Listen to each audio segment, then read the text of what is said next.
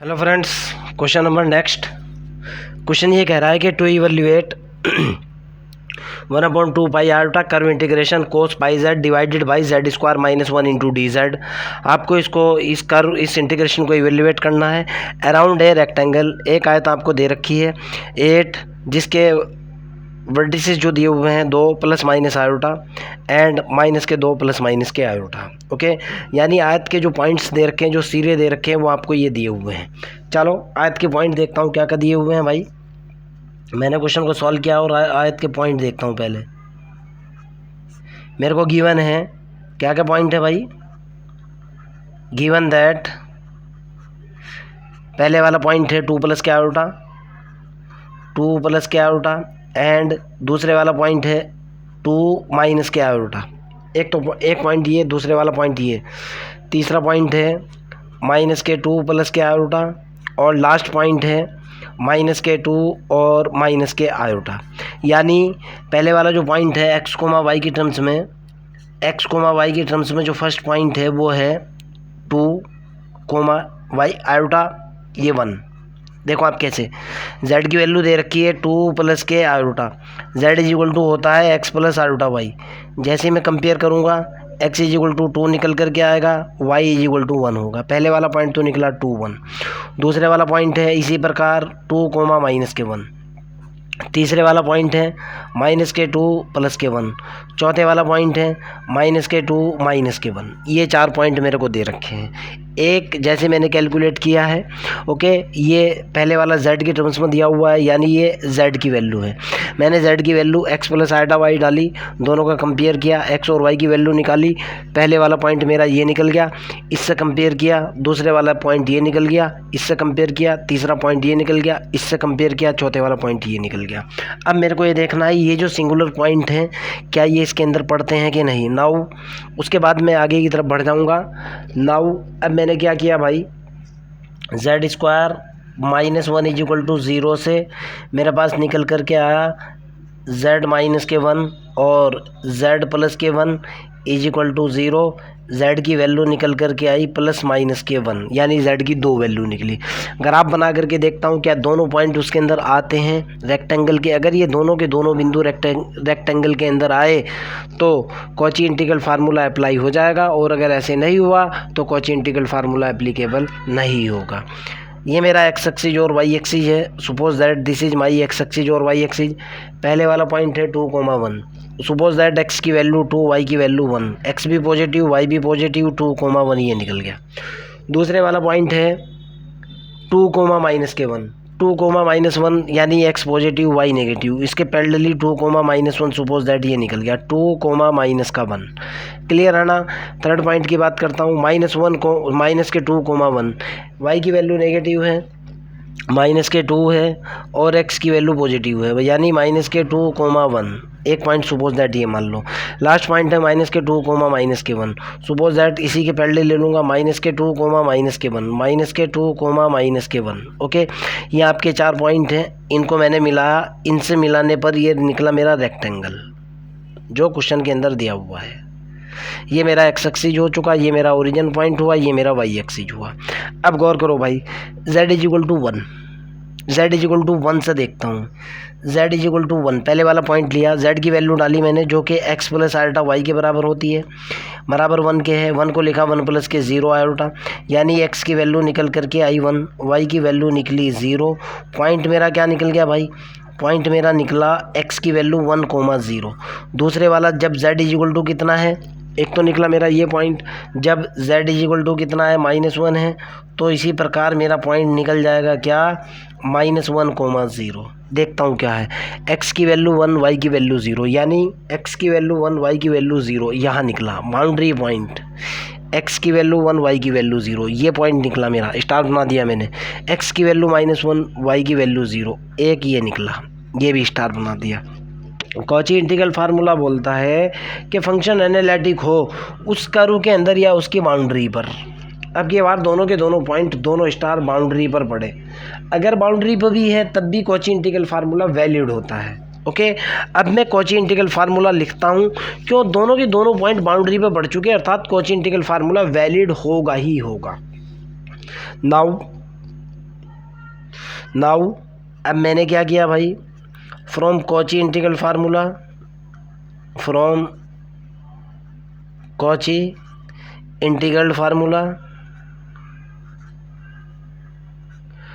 Cauchy integral formula जो बोलता है वो ये बोलता है भाई, f of a is equal to जो होता है वो होता है 1/2 pi iota curve integration f z into d z divided by z minus के ए पॉइंट उस कर्व के अंदर, उस रीजन के अंदर होना ही चाहिए।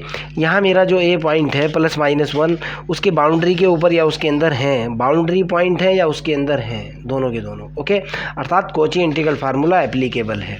नाउ गिवन इंटीग्रेशन मेरे को क्या दिया है, गिवन इंटीग्रेशन मेरे को दे रखा है, ये दिया हुआ है 1/2 pi iota curve integration cos pi z बटे जेड स्क्वायर माइनस के 1 into d Z.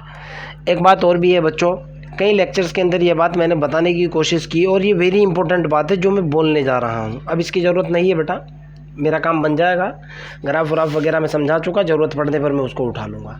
Very important बात है बेटा, जो भी क्वेश्चन दिया हुआ है आपको कॉची इंटीग्रल फार्मूला लगाने के लिए यही फॉर्म आपकी होनी चाहिए। जो स्टैंडर्ड फार्मूले हैं मेरे, दिए गए क्वेश्चन को उन स्टैंडर्ड फार्मूले में कन्वर्ट करना है सबसे पहले। आप कहो तो मैं एक छोटा सा एल्गोरिथम भी बना करके आपको दे दूंगा। कॉची इंटीग्रल फार्मूला है या फर्स्ट डेरिवेटिव फार्मूला है या मोरेरा थ्योरम है या फिर पॉइसन इंटीग्रल फार्मूला है, जब तक आप जैसे 11th और 12th का इंटीग्रेशन करते थे, जो भी इंटीग्रेशन आपको करना था उसको स्टैंडर्ड फार्मूले में कन्वर्ट करते थे, ठीक इसी तरीके से जब तक आपका गिवन इंटीग्रेशन स्टैंडर्ड फार्मूले की फॉर्म में नहीं आएगा तब तक आप कॉची इंटीग्रल फार्मूला या दूसरा फार्मूला नहीं लगा सकते। This is the point. अब देखो बेटा, मैं इसको ब्रेक करूँगा। नाउ मैंने इसको ब्रेक किया, 1/z² माइनस 1, ये बराबर निकल कर के आया 1/z माइनस के 1 और z प्लस के 1, ओके। अब मैंने क्या किया, मैं इसको लिख सकता हूँ, ऊपर 1 ही रहना चाहिए, मैं z प्लस 1 के अंदर से घटा रहा हूँ z माइनस के 1। ऊपर कितना निकलेगा मेरे पास, यहाँ आना तो 1 ही चाहिए, लेकिन यहाँ कितना निकला, z से तो z कैंसिल हो जाएगा, 2 आ जाएगा। जो 2 आ रहा है इसको कैलकुलेट करने के लिए नीचे 2 से डिवाइड लगा दिया और इसको मैंने z माइनस के 1 और z प्लस के 1 जूँ का तू कर दिया। अगर आप इसको सॉल्व करोगे ये निकल करके आएगा, अगर आप इसको सॉल्व करोगे ये निकल करके आएगा, अर्थात ये क्वांटिटी इसके बराबर हो चुकी। अब इसको क्या लिख सकता हूँ, बराबर करके 1/2 तो मेरा ये हो चुका, मैंने इसको अलग अलग के बटे में डाला, ये हुआ z प्लस के 1 बटे z माइनस के 1 और z प्लस के 1 माइनस z माइनस 1 बटे z माइनस के 1 और z प्लस के 1, ओके। क्लियर है ना, यहाँ से +1 से कैंसिल हो चुका, -1 से कैंसिल हो चुका, इधर जो चल रहा था वो चल रहा था 1/z² माइनस के 1 चल रहा था, बराबर किसके निकल गया, 1/2 तो ये है ही, और ये निकल करके आया 1/z माइनस के 1 माइनस 1/z प्लस के 1, ओके। ये वैल्यू मैं कॉची इंटीग्रल फार्मूले के अंदर या गिवन रिजल्ट के अंदर डालूंगा। मैं कह रहा हूँ पुटिंग दिस वैल्यू कहाँ डालूँ भाई, पुटिंग दिस रिजल्ट या this value in first equation. अब मेरी फॉर्म बन जाएगी कॉची इंटीग्रल फार्मूले की और मैं रिजल्ट निकाल लूँगा। जैसे ही मैंने इसके अंदर वैल्यू डाली ये निकला 1/2 पाई आयोटा, तो ये हुआ, कर्व इंटीग्रेशन ये हुआ, कोस पाई जेड ये हुआ, और यहाँ निकल कर के आया 1/z minus 1 minus 1/z plus के 1 और ये हुआ इंटू डी जेड। अब मैं इसको अंदर डिवाइड मल्टीप्लाई करूँगा और रिजल्ट निकाल दूँगा, ठीक है ना। और इसके साथ इंटू 1/2 भी है, इंटू 1/2, क्लियर है ना, कोई दिक्कत तो नहीं है। चलो भाई, अब यहाँ से 1/4 पाई आयोटा तो बाहर आ चुका, देखो भाई यहाँ ये हुआ 1/4 पाई आयोटा, रुको एक बार, कितना निकल गया भाई, ये 2 से मल्टीप्लाई करते ही ये हुआ 1/4 पाई आयोटा, तो ये निकला। कर्व इंटीग्रेशन हुआ cos pi z divided by z minus के 1 माइनस इंटीग्रेशन ये हुआ यहाँ पे cos जेड पाई बटे जेड प्लस के वन। ओके, और इसको मैंने कर दिया बंद। अब देखो बेटा, इसके ऊपर डायरेक्टली अब की बार एक साथ कोची इंटीग्रल फार्मूला लगाऊंगा मैं, समझने की कोशिश कर लेना। ये रिजल्ट है मेरा अब जो मेरे को सॉल्व करना है। ओके, मेरा आंसर आ जाएगा by Cauchy formula. Cauchy formula जो होता है वो होता है f of a is equal to होता है 1/2 pi iota curve integration f z d z बटे जेड माइनस के ए। अब कंपेयर करो भाई, आप इस रिजल्ट की कंपेयर करो तो दोनों में से ऊपर वाला तो सेम है। यहाँ निकल कर के आ गया by comparing F of z की जो वैल्यू होगी, एफ ऑफ जेड की वैल्यू यहाँ निकल कर के आएगी कितनी, कोस पाई जेड। निकल गया ना। जब इसका रिजल्ट की कंपेयर इससे करूँगा मैं, ए इज इक्वल टू कितना निकल कर के आएगा, दोनों की कंपेयर करने पर 1 होगा। इस रिजल्ट से कंपेयर करूँगा, ए इज इक्वल टू कितना होगा, माइनस के 1 होगा। मैंने दोनों का एक साथ कंपेयर कर लिया। क्लियर है ना। अब समझो बेटा, इसको थोड़ी देर के लिए I1 मान लो। सपोज दैट इसको मैंने क्या मान लिया, suppose that I1 is equal to curve integration cos pi z बटे जेड माइनस के 1, और I2 उससे अगला इंटीग्रेशन मान लिया कोस पाई जेड बटे जेड प्लस के 1 इंटू डी जेड और इंटू डी जेड। तो ये जो इक्वेशन है, सपोज दैट ये मेरी इक्वेशन बी है, ये इक्वेशन मेरी क्या बन जाएगी, ये हो जाएगी 1/4 पाई आयोटा 4 पाई आयोटा, ये हो जाएगा I1 माइनस के I2। ओके, सपोज दैट ये इक्वेशन नंबर सी बन चुकी। अब मेरे को I1 निकालना है और I2 निकालना है, वैल्यू डाल देनी है। I1 कैलकुलेट करता हूँ। इधर देखो बेटा, I1 कैलकुलेट करूँगा, उसके कोरस्पॉन्डिंग में I2 मिल जाएगा। I1 इज इक्वल टू मेरे पास कितना है, कोस पाई जेड है डिवाइडेड बाई जेड माइनस के 1 और इंटू डी जेड है। ओके, जब ये वाली वैल्यू मैं कोची इंटीग्रल फार्मूले के अंदर डालूंगा, ए इज इक्वल टू कितना है भाई, 1 है। Okay, a is equal to 1 put करा, मैं कह रहा हूँ ए इज इक्वल टू तो 1 पुट करा, f of z is equal to मैंने पुट करा कोस पाई जेड, कहाँ पुट करा, in Cauchy formula, in Cauchy formula. ये जो मेरा कॉची फार्मूला है इसके अंदर मैंने रिजल्ट डाल दिया, डालता हूँ भाई। एफ ऑफ 1 तो निकला, ये एफ ऑफ 1 तो हुआ मेरा, ये is equal to 1/2 pi iota, ये हुआ 1/2 पाई आयोटा, ये हुआ। कर्व इंटीग्रेशन कितना निकल गया भाई, curve integration F of z की वैल्यू कितनी है, कोस पाई जेड बटे जेड माइनस के ए की वैल्यू कितनी है, 1। यही है ना। मेरे को रिजल्ट चाहिए सिर्फ इतना। देखो आपको ये कैलकुलेट करना है, यानी आपको ये कैलकुलेट, ये वाला पोर्शन चाहिए, इसकी इधर गुना कर लो, करो भाई।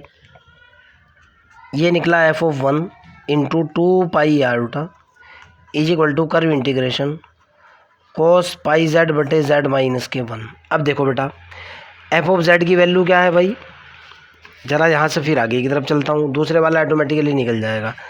यहाँ से मेरे पास निकल कर के आया है f of 1 into 2 pi iota बराबर निकला है इंटीग्रेशन कोस पाई जेड बटे जेड माइनस के 1। बट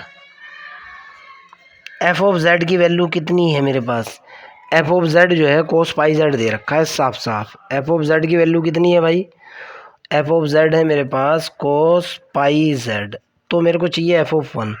जेड बराबर 1 पुट करने पर एफ ऑफ 1 कितना निकलेगा, ये निकलेगा कोस पाई। कोस पाई की वैल्यू कितनी होती है, माइनस के 1। ये निकल गई मेरे पास एफ ऑफ 1 की वैल्यू। ये वाली वैल्यू पुट कर रहा हूँ मैं यहाँ, पुटिंग सपोज दैट ये इक्वेशन नंबर पी है, मैं कह रहा हूँ putting F of 1 is equal to minus का 1 इन पी इक्वेशन। तो ये निकला माइनस के 1 गुणा 2 pi iota is equal to curve integration cos pi z बटे जेड माइनस के 1 इंटू डी जेड। निकल गई वैल्यू। ओके, निकल गई ना वैल्यू। अब आगे की बात करता हूँ। एक तो निकला मेरे पास कितना भाई, एफ ऑफ 1 निकला, और एफ ऑफ 1 और एक निकलेगा इसी प्रकार मेरे पास एफ ऑफ माइनस के 1। अगले वाला देखता हूँ। दूसरा ध्यान से देखना है अब आपको। सिमिलरली अब मेरे को जो चाहिए है, अब मेरे को ये वाला इंटीग्रेशन निकालना है। देखो अब मैंने किसकी वैल्यू निकाली है, इसकी वैल्यू निकाली है। यहाँ किसका निशान है, प्लस का निशान है ना I2 के अंदर। मैंने सेम शॉर्ट में कैलकुलेट किया। मैं कह रहा हूँ सिमिलरली इसी प्रकार दूसरे वाला जो रिजल्ट मेरे पास निकल करके आएगा भाई, वो कितना निकल करके आएगा, वो होगा, ये तो माइनस में है, ओके, वो होगा सेम निकलना चाहिए मेरे पास, सेम। क्यों, जब मैं x की जगह माइनस के पाई रखूँगा, माइनस थीटा से थीटा आ जाएगा। सिमिलरली सेम रिजल्ट निकल करके आएगा। कर्व इंटीग्रेशन कोस पाई z बटे z प्लस का 1, इसकी वैल्यू होगी माइनस के 2 पाई आयोटा। सेम निकलेगा। फ़र्क कहाँ पड़ने वाला है भाई, फ़र्क यहाँ पड़ेगा भाई, जब z की जगह -1 रखोगे, ये निकल कर क्या आएगा, एफ ऑफ -1 रखने पर ये होगा कोस माइनस के पाई। और आप इस चीज़ को जानते हो कि कोस माइनस के थीटा भी कोस थीटा होता है, अर्थात कोई फ़र्क नहीं पड़ने वाला। ये देख लो आप, बस और कोई चेंज नहीं होगा। इसी फैशन से, इसी तरीके से, इसी मैनर में सारा रिजल्ट निकलेगा। यहाँ एफ ऑफ -1 कैलकुलेट करना है अगले स्टेप में आपको, और एफ ऑफ -1 की जो वैल्यू निकल करके आएगी वो सेम निकल करके आएगी 2 पाई आर। ये पॉजिटिव हो जाएगी बस, ओके, सॉरी ये तो माइनस में ही रहेगी, ये माइनस में ही रहेगी, कोई चेंज नहीं। आ चुका, दोनों की दोनों वैल्यू डालूंगा, रिजल्ट निकालूंगा, ठीक है ना, ओके। अब यहाँ आ जाओ भाई, आप दोनों की दोनों वैल्यू का ये तो आ चुका मेरे पास। अब ज़रा यहाँ से देखो आप, जो मैं करने जा रहा हूँ, ये मेरे पास जो था फाइनल रिजल्ट ये बना। देखो आप, सारे का सारा रिजल्ट आपके सामने है। हाँ ये वाला है, देख लेना भाई आप। ये तो है 1/4 भाई। I1 की वैल्यू ये हुई, I2 की वैल्यू ये हुई जो मैंने सपोज की हुई थी। I1 ये निकल गया, I2 ये निकल गया, कैलकुलेट कर दिया। C इक्वेशन से चल रहा हूँ मैं, from equation C 1/4 pi ultra, तो ये हुआ 4 पाई आल्टा तो हो चुका ये। यहाँ कितना, I1 की वैल्यू कितनी है, ये है ना I1 तो ये है ना मेरे पास माइनस वाला, माइनस इसकी वैल्यू कितनी है, -2 पाई आयोटा, माइनस के 2 पाई आयोटा। फिर बीच में निशान किसका है, माइनस का निशान है, माइनस। यहाँ दूसरे वाली की वैल्यू कितनी है, +1 के साथ, ये भी सेम वैल्यू है, माइनस के 2 पाई आयोटा। क्लियर है, एक प्लस दूसरी माइनस। यहाँ वैल्यू डाल रहा हूँ मैं इक्वेशन C में। I1 की वैल्यू ये थी, इसका रिजल्ट आपके पास ये निकल चुका। सिमिलरली दूसरा रिजल्ट भी सेम निकला I2 का, ओके। कितना निकला भाई, यहाँ से ये निकला 1/4 पाई आयोटा, 2 पाई आयोटा में से 2 पाई आयोटा घटा दिया, फाइनली कितना निकला, 0। और यही आपका आंसर होगा। फिर भी अगर आपको कोई डाउट है, कोई प्रॉब्लम है, तो भाई कमेंट बॉक्स के अंदर जाइए भाई, मैं तो हेल्प के लिए बैठा हुआ हूँ ही, ओके। कोशिश करता हूँ कि आपको बेस्ट से बेस्ट तरीके से एक्सप्लेन कर सकूँ, समझा सकूँ। आपका रिजल्ट आ चुका, पहले वाला इंटीग्रेशन की वैल्यू 0 होगी, ओके। कोई दिक्कत तो नहीं है। एक इसी के बेस पर आपको होमवर्क दे रहा हूँ मैं बेटा, आपको खुद को इसी के बेस पर दूसरा क्वेश्चन निकालना है। होमवर्क मैं अभी आपको लिख करके दे रहा हूँ, ठीक है ना। एक मिनट रुक जाओ आप। एक क्वेश्चन और भी है मेरे पास बहुत अच्छा, इसी फैशन में आपको कैलकुलेट करना है। क्वेश्चन ये है कि आपको इवैल्यूएट करना है। यहाँ मिस्टेक हो सकती है, सही कर लेना आप। ये होगा 1/2 पाई आयोटा, इवैल्यूएट करना है। कर्व इंटीग्रेशन कोस पाई z बटे z² -1, कोई चेंज नहीं होगा, इंटू dz। आगे कह रहा हूँ around a rectangle, same equation है यार, तो 2 + आयोटा -2 + बेटा सेम क्वेश्चन है, ओके। यही क्वेश्चन है, पॉइंट दे रखे हैं, आपको इसके अराउंड निकालना है।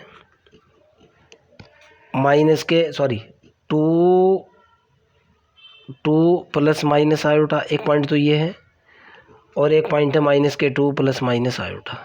ये सेम ही क्वेश्चन है, मेरे को लगा था कि अलग क्वेश्चन होगा। असल में ये राजस्थान टेक्निकल यूनिवर्सिटी की बुक है, उसके अंदर से क्वेश्चन उठाया, राइट एंड प्रिंटिंग मिस्टेक की हुई है, दोनों सेम क्वेश्चन है। फिर भी आप इसको इवैल्यूएट करना खुद से, ओके। सेम वही क्वेश्चन है पुराने वाला, रिजल्ट फाइनली इसका 0 निकलेगा, ओके।